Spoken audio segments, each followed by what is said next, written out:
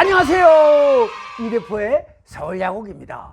먼저 많고 많은 이름 중에서 왜 이대포라고 했느냐에 대해서 말씀을 드리자면, 제가 20대 초반일 때 하도 목소리가 크고 큰 소리를 잘 치니까 친구들이 야, 앞으로는 대포라고 불러 해서 대포가 됐는데, 야 대포야 어디 가냐 하면 응 까치 만들어 간다 하던 기억을 떠올리면서 오늘의 이야기를 시작하겠습니다.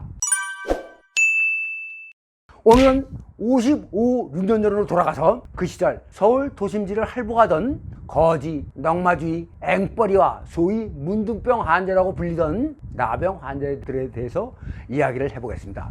1970년 청계선 2가 3일 빌딩이 완공되기 전까지 서울뿐 아니라 우리나라는 20층이 넘는 빌딩은 찾아보기 힘든 전 세계의 후진국이었습니다. 시골에서 올라온 사람들이 빌딩을 쳐다보면 한 층 쳐다볼 때 10원씩 내라! 말이 3일 빌딩이 생기고 나서부터인 것 같습니다. 그 시절 농촌에서는 농사일이 끝나면 소일거리가 없다 보니 부부관계만 냅다 해서 아이들이 너무 생겨 한 집에 보통 대여섯은 기본으로 태어났던 시절이었죠.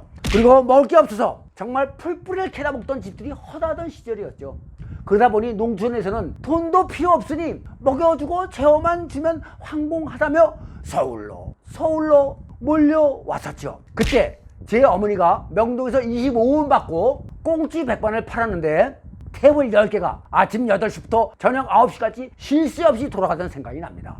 그때 제가 국민학교 입학할 당시인데 시골 처녀들이 지인들 소개로 월급 필요 없으니 먹이만 달래며 찾아오던 기억이 또렷합니다. 그래도 심성 좋은 어머니는 꼬박꼬박 2,000원에서 3,000원을 월급으로 지급했는데 뚱이 엄마라는 30대 여자는 우리 엄마 손을 잡고 고맙다며 눈물을 뚝뚝 흘리던 모습이 생생합니다. 자우지간 대한민국의 1965년, 66년은 찢어지게 가난한 나라였지만 한편으로 잘 살아보세 우리도 잘 살아보세 하며 전 국민이 추석 구정 빼고 1년 365일을 일요일도 없이 죽자 살자 하며 일을 하던 시절이었습니다. 그 결과 오늘의 대한민국은 전 세계에서 10위권의 경제 대국으로 성장했고 얼마 전에 선진국 대열에도 합류하게 되었습니다. 하지만 불과 반세기 전에는 서울 최고 번화가였던 명동 한복판에도 똥찌개가 왔다 갔다 했으며 거지들과 넝마주의들이 깡통을 팔에 걸치고 지문보다 큰 광지를 어깨에 걸머쥐고 명동거리를 활보하며 동냥을 했었습니다. 그중 넝마주의들은 지금 3일 빌딩에서 무교동 쪽으로 30m 위쪽에 넓은 공터가 있었는데 그 공터에서 낡은 텐트를 치고 숙식을 했었습니다. 그러다 가끔 어디서 훔쳤는지 주웠는지 개 한 마리를 통째로 모닥불에 던져놓고 구워 먹었는데, 어느 날 나보다 7살 많은 누나가 인사동 위쪽에 덕성여중 1학년에 재학 중일 때 학교를 갔다 오면서 집에 들어올 때 얼굴이 파랗게 질려서 엉엉 울면서 들어오는 겁니다. 걸어서 20분 정도 걸리는 학교를 그날도 걸어오는데 17세, 18세 된 놈이 입에 뭔가를 쪽쪽 빨아먹으며 누나에게 개발인데 너도 먹어볼래?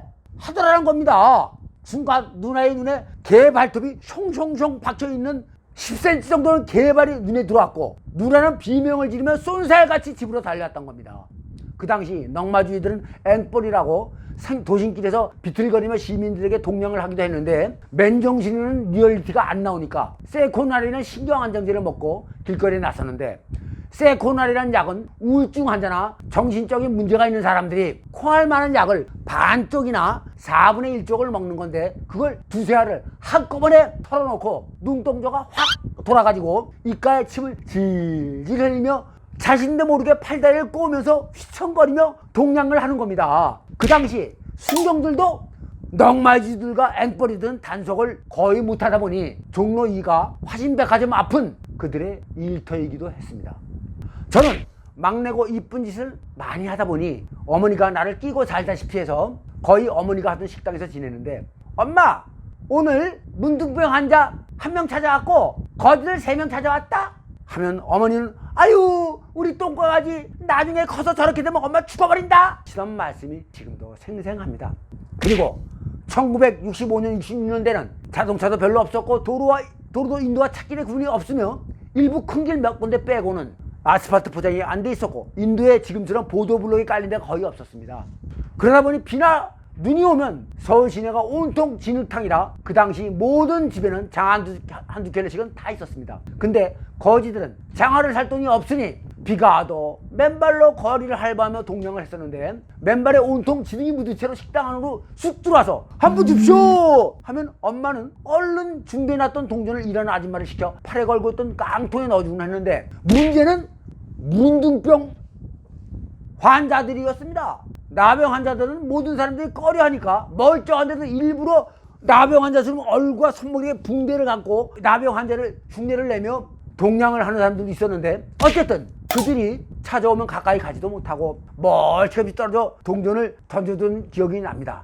그리고 그들은 지들만의 은어를 썼는데, 특히 양아치라 불리던 넝마주의들이 많은 은어를 썼는데, 경찰들을 짜부라고 했고 빼짜 떴다 하면 경찰차 온다는 소리인데, 그 당시 국내 경찰차들은 미군들이 버린 찝차에다 하얀 백색칠을 해서 백자라고 불렀습니다.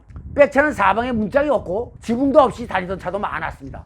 그리고 밥 먹자를 시다이 쪼개자 했었고, 걸달아 먹자는 밥 동량에서 먹자였고, 꿀리러 가자는 잠자러 가자였고, 꿀린 빵은 잠자는 방, 쉽게 얘기해서 지들 숙소를 얘기하는 건데, 원래 꿀린 방인데 발음을 세게 하다 보니 꿀린 빵이 된 것 같습니다.